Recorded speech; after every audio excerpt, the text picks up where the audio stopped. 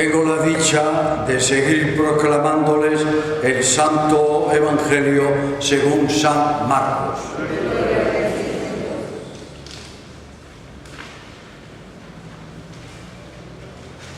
En aquel tiempo, cuando Jesús regresó en la barca al otro lado del lago, se quedó en la orilla y ahí se le reunió mucha gente. Entonces se acercó uno de los jefes de la sinagoga, llamado Jairo. Al ver a Jesús se echó a sus pies y le suplicaba con insistencia: mi hija está agonizando, venga a imponerle las manos para que sea curada y viva. Jesús se fue con él y mucha gente lo seguía y lo apretujaba. Entre la gente había una mujer que padecía flujo de sangre desde hacía 12 años. Había sufrido mucho a manos de médicos y había gastado en eso toda su fortuna, pero en vez de mejorar, cada día empeoraba. Oyó hablar de Jesús, vino y se le acercó por detrás entre la gente y le tocó el manto, pensando que con solo tocarle el vestido se curaría. Inmediatamente se le secó la fuente de su hemorragia y sintió en su cuerpo que estaba curada. Jesús notó al instante que una fuerza curativa había salido de él. Se volvió hacia la gente y le preguntó: ¿quién ha tocado mi manto? Sus discípulos le contestaron: ¿estás viendo cómo te empuja la gente y todavía preguntas quién me ha tocado? Pero él seguía mirando alrededor para descubrir quién había sido. Entonces se acercó la mujer, asustada y temblorosa.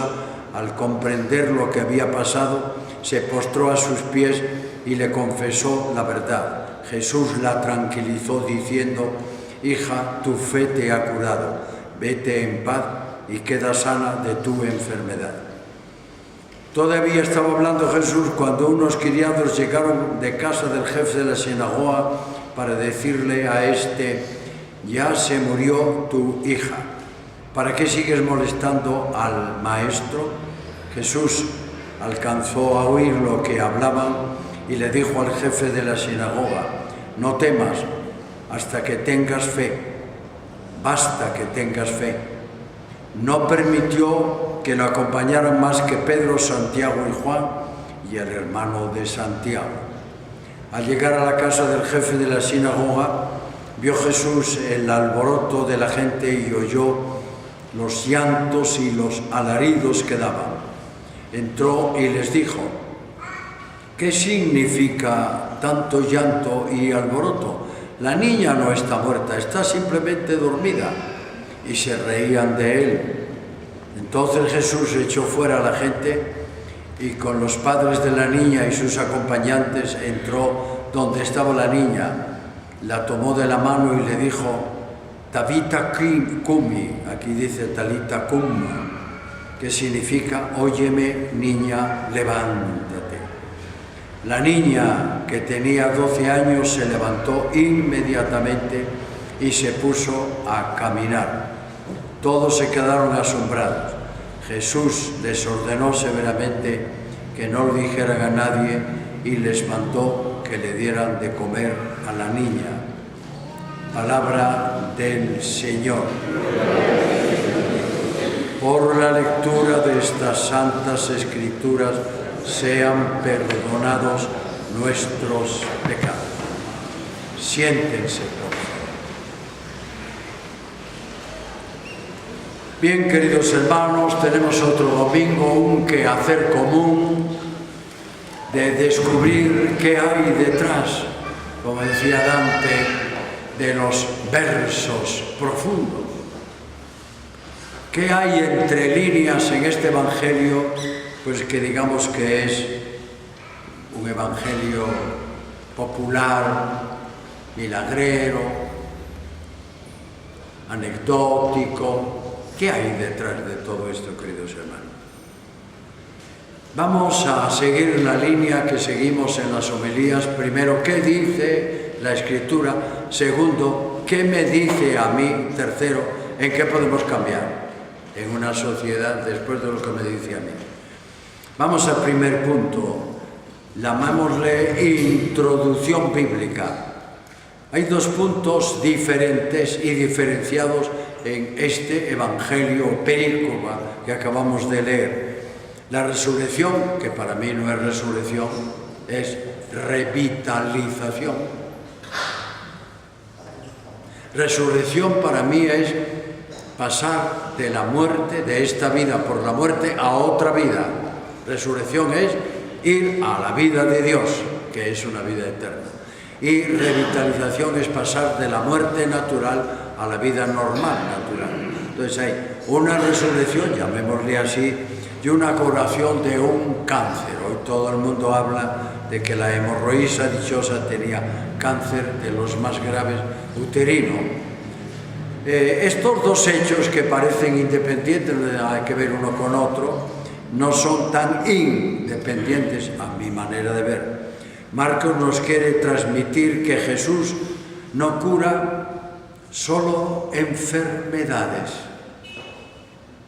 No era solo un médico, sino que tiene poder sobre la peor enfermedad, que es la muerte. Ahí está.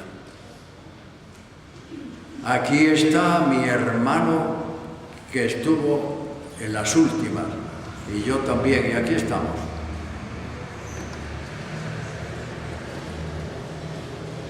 O sea que tiene poder sobre la muerte. Todo esto es un doble relato y uno dice, ¿por qué en este evangelio y para qué? Voy a contestarles. Para que pasemos todos los que escuchemos este evangelio de una fe mágica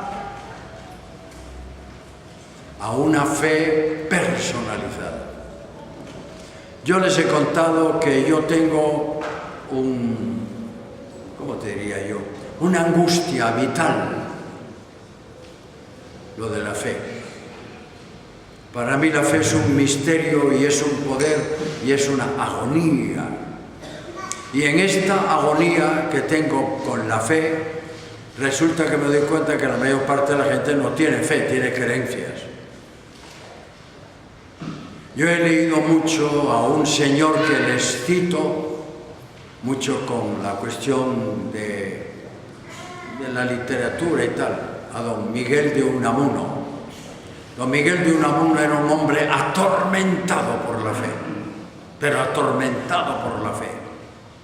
Él llegaba a Salamanca, al convento nuestro, donde hay un patio que se llama Los Aljibes, donde hay unos pozos donde los frailes recogían el agua de los techos antiguamente, pero una zona con muy poca agua. Ahora ya tienen de sobra, pero antes no. Y gritaba, ¡dame fe! Y el aljibe decía, ¡dame fe! Y volvía a gritar todos los frailes en la ventana. El presidente de la Academia Española, el rector de la Universidad de Salamanca, gritando como un loco en un aljibe, en la boca de un pozo, ¡dame fe! Y el aljibe decía, ¡dame fe! Queridos hermanos, el tormento de la fe es tremendo. Por esto este evangelio para mí tiene una enorme importancia, porque dejamos un poco la fe mágica para entrar en la fe personal. Sin afán de crítica, lo vuelvo a repetir, sin afán de crítica, yo sé, yo entiendo y yo siento que la mayor parte tenemos una fe no personalizada, sino una fe mágica. La hemorroísa tenía una fe mágica. Tocándolo, me sano. Llega una persona y toca el cuadro de la Virgen, por tocándolo, me sano. O llegan y tocan el Cristo. Yo tenía una imagen preciosa, no la traje yo, estaba allí cuando yo vine en Costa Rica, de la Virgen de Fátima, he sacado unas fotos y voy a ver si las arreglo. Y llega un padre con muy mal gusto, que lo van a mandar a Guatemala, con muy mal gusto, y quita la Virgen de la Peana, donde estaba, en un altar, y la pone en un mueble con cristales, y fuera uno de estos antiguos que tiene un nombre pero no me acuerdo en este momento, y la pone en el batisterio para que la gente toque por lo menos el cristal, fomentar en la gente una fe mágica en la Virgen.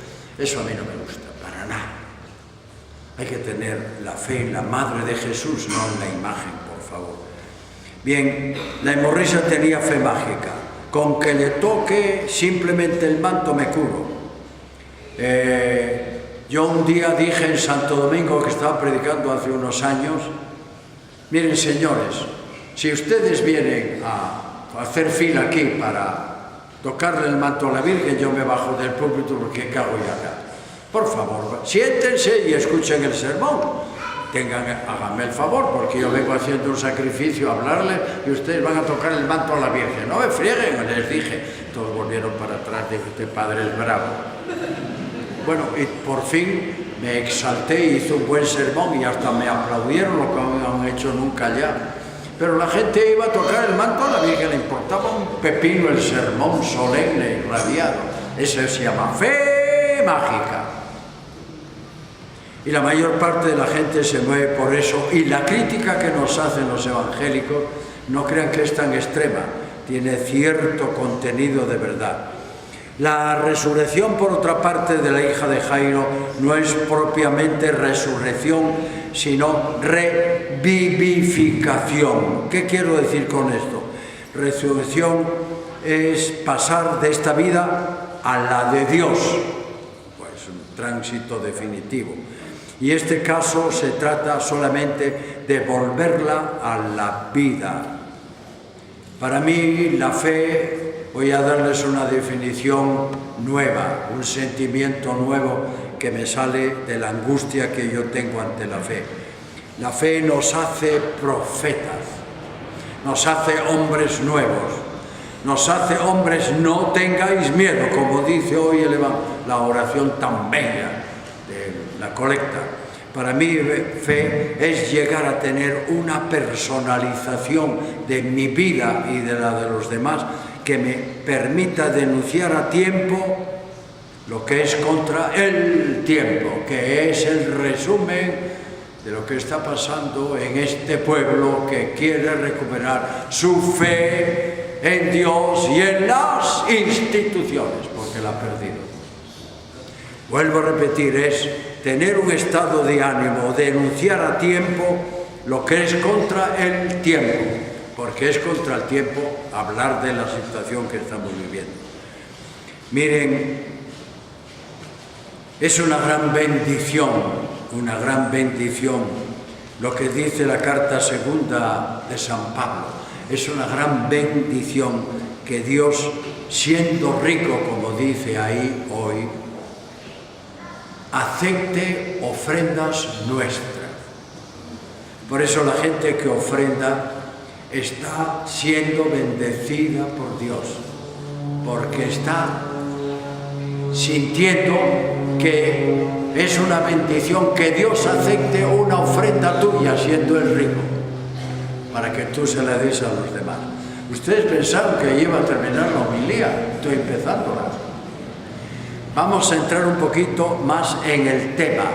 ¿Qué me dice a mí, esto que acabamos de leer y que acabamos de escuchar y que acabo de, como diría yo, de rotular?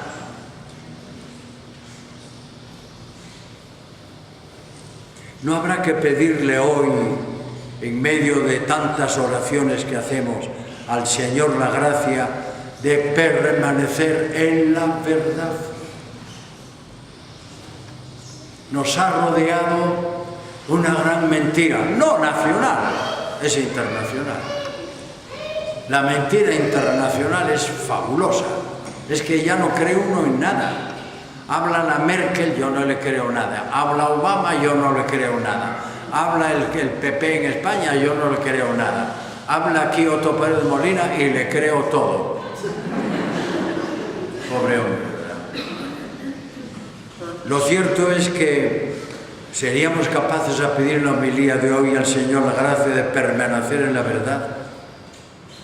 es algo muy difícil, por lo tanto es algo nada fácil permanecer en la verdad. Es llegar a ese profetismo de enunciar a tiempo lo que es contra el tiempo que estamos viviendo. Es decir, aceptar la realidad y desde ella aceptar nuestra personal realidad.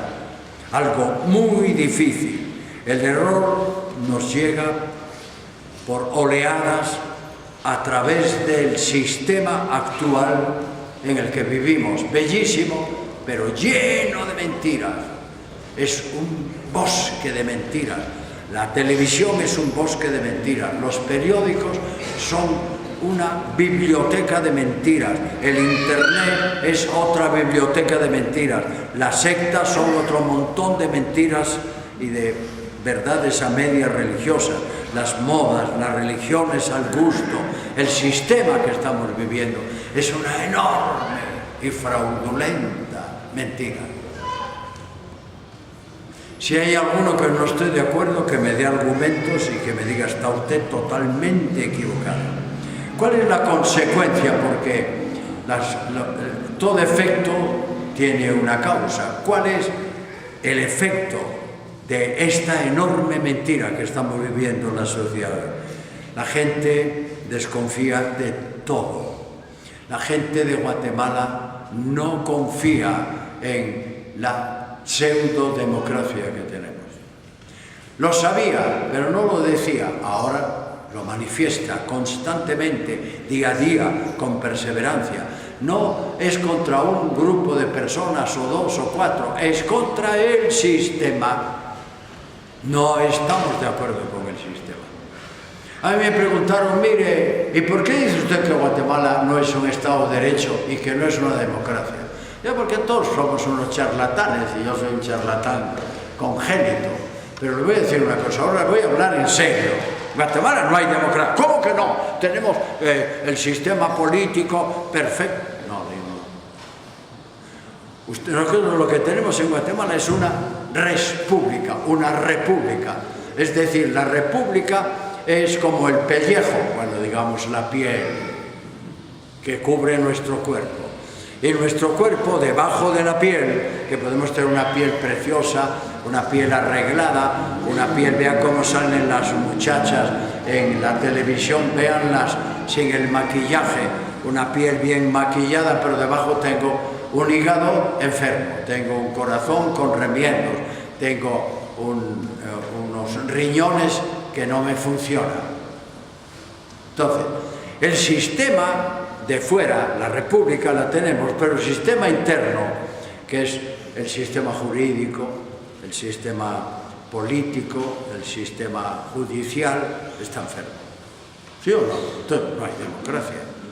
Si fuera democracia, pero tenemos una república, es decir, podemos curar las partes internas de esta democracia. Entonces la gente hoy, por consecuencia del sistema y la oleada de mentiras, la gente desconfía de todo. Es decir, somos hasta en religión agnósticos.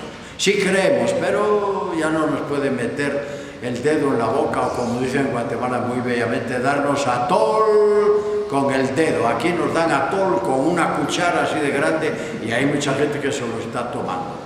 Ustedes ven esas grandes fotografías que ponen ahí las señoras, porque ahora hay dos señoras en fotografías, ¿verdad? Una guapa y otra fea arreglada, pero ahí van. Usted ve las fotografías de los varones que aspiran y luego los ve en la realidad, ni los conoce. El otro día vino por aquí un señor, no voy a decir quién, pero un señor, esposo de una persona muy importante, o que fue muy importante.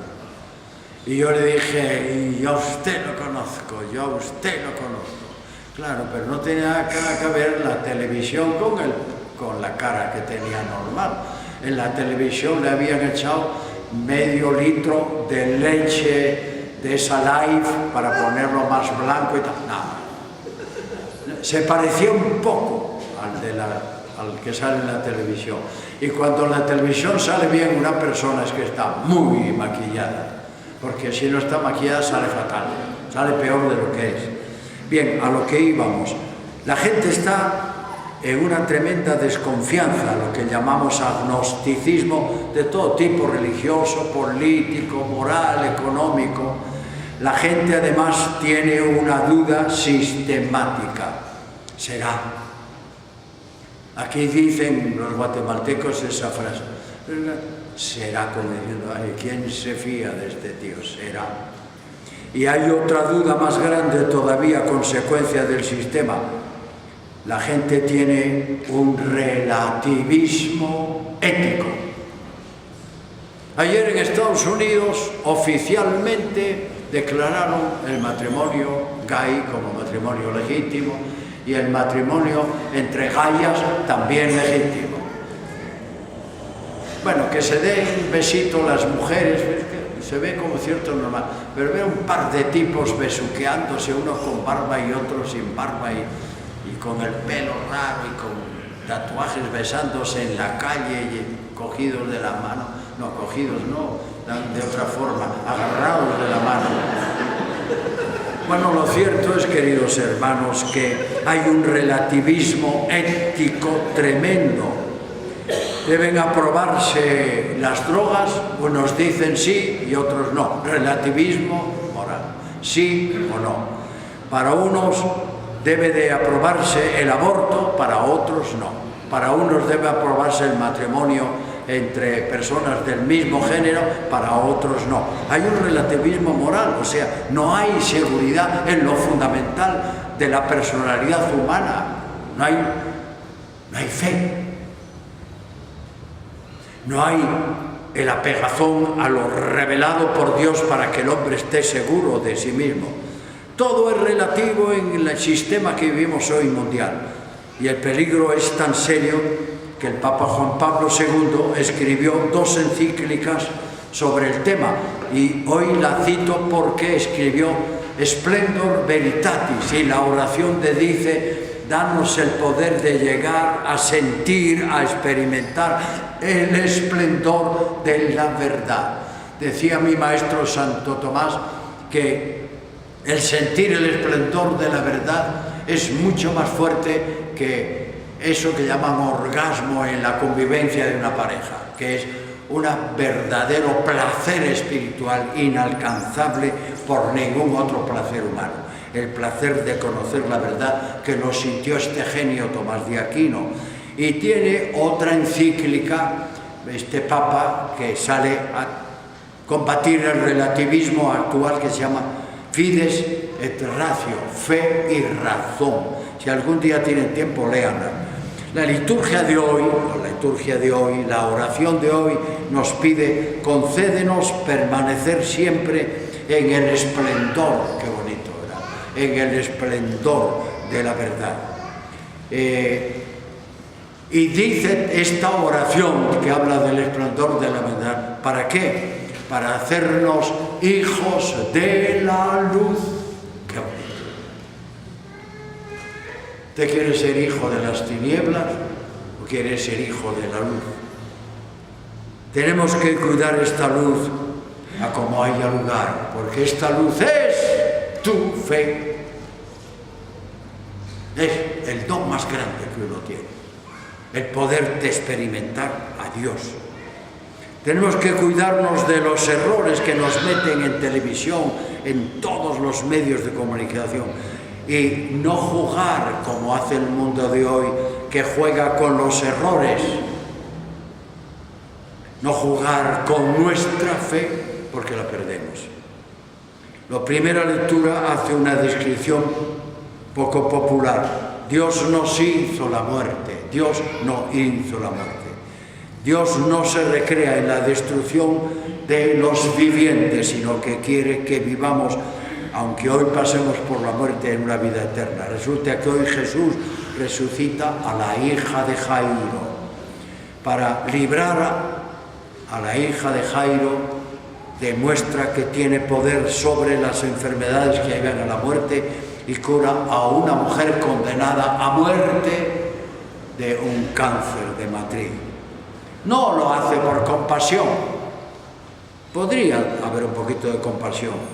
No lo hace para quedar bien, que diga la gente, qué topado el maestro, tiene poder, o es Dios. Lo hace obligado por un detonante simple: la fe humilde de la gente que le obliga a actuar. Es lo único que le obliga a Dios a actuar, tu fe.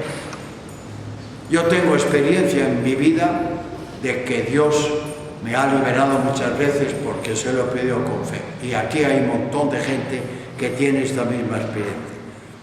La fe humilde de la gente es la que mueve el corazón de Dios.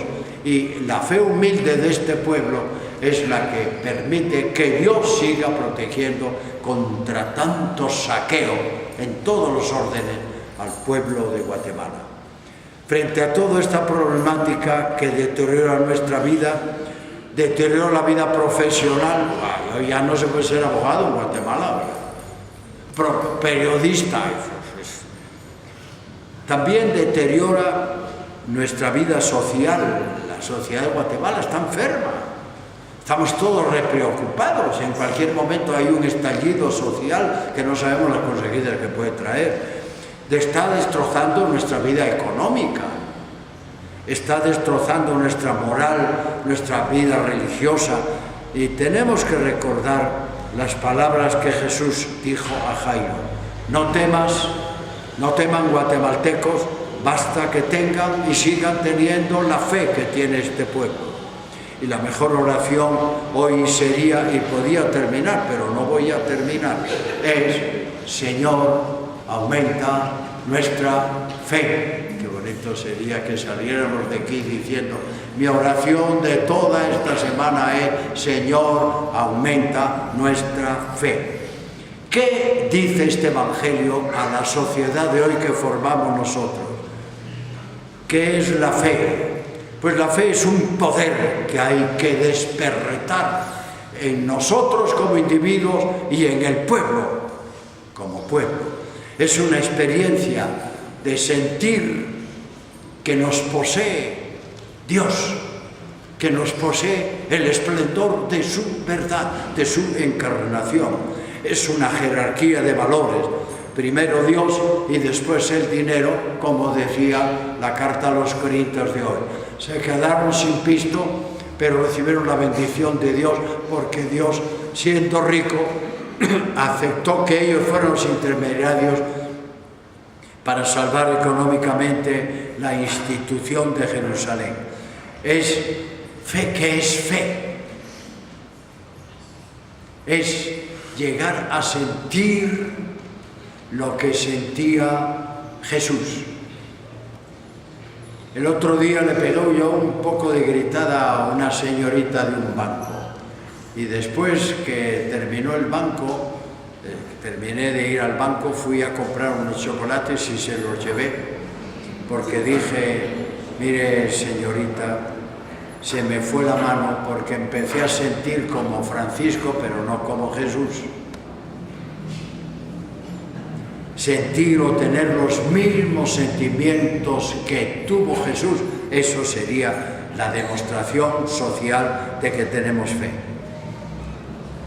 ¿Tú quieres hacer lo que Jesús hizo?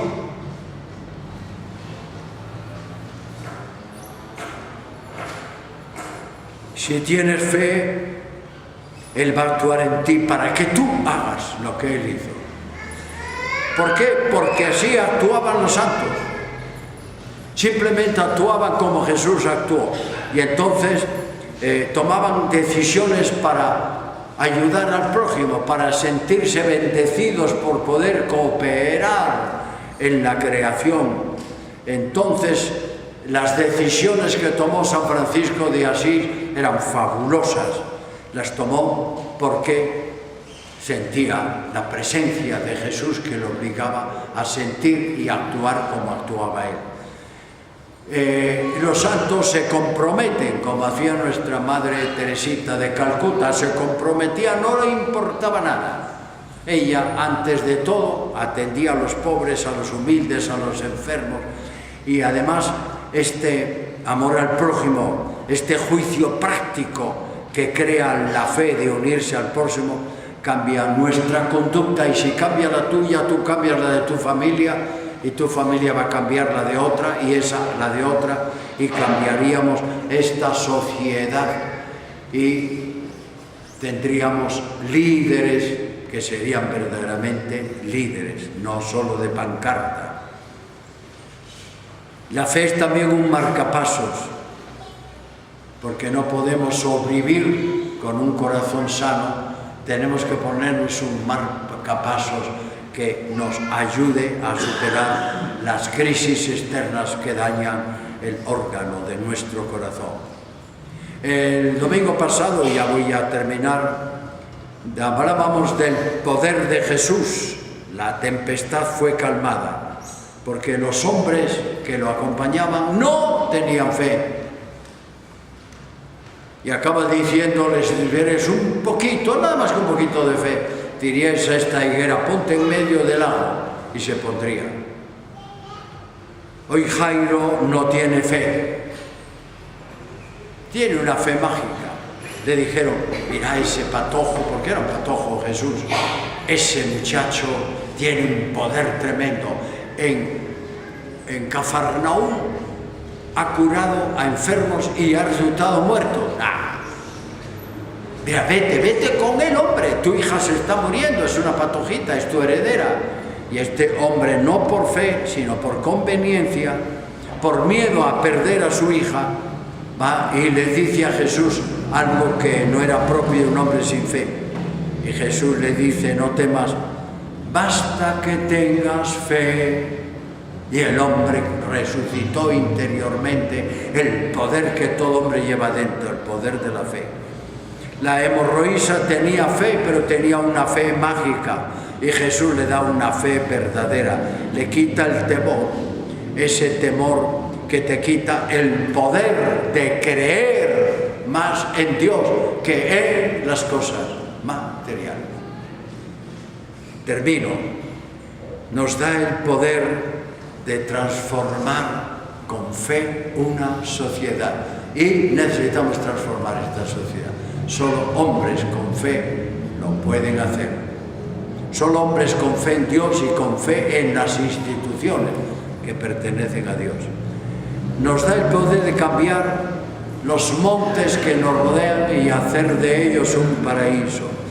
Y nos da el poder de cambiar a la gente, que es tan difícil de cambiar.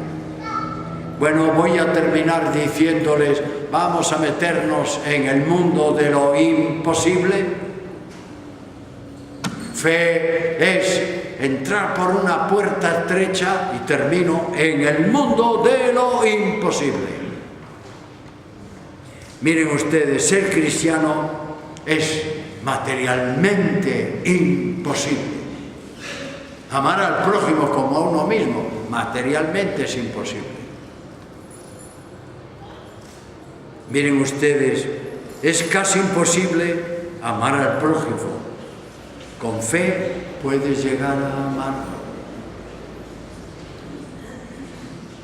Es casi imposible compartir los bienes.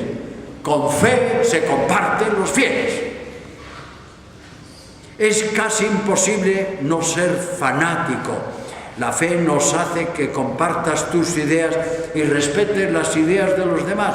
Hace que partas tu túnica en dos y regales la otra mitad al que no la tiene. ¿Ves? La fe es creer en lo imposible. Es imposible bajarse del carro para atender a un enfermo. Mi comadre, una comadre que tengo yo, encontró en la Avenida de las Américas a un hombre baleado. Casi le cuesta el matrimonio. Se bajó de su Mercedes-Benz. Era una señora entonces joven, ahora ya está madurita y gordita, pero es buena persona. Se bajó del carro, agarró al señor y no sé cómo lo subió en el carro y lo llevó al Hospital de las Américas y le salvó la vida a un baleado que estaba en las Américas. Cuando llegó a la casa y el carro, el Mercedes-Benz, estaba lleno de sangre por todos lados, El marido se puso furioso y ella le dijo, primero es la caridad y después es el amor a ti. Primero es el amor al prójimo, es el amor a ti. Y le dio una gran bofetada espiritual al jefe de la casa. Y el jefe no sé si la entendió o no la entendió, pero yo digo, es imposible bajarse del carro para atender a un herido, pero con fe lo haces y puedes salvar una vida. Y te hace la fe capaz de leer las bienaventuranzas, pero sobre todo entenderlas.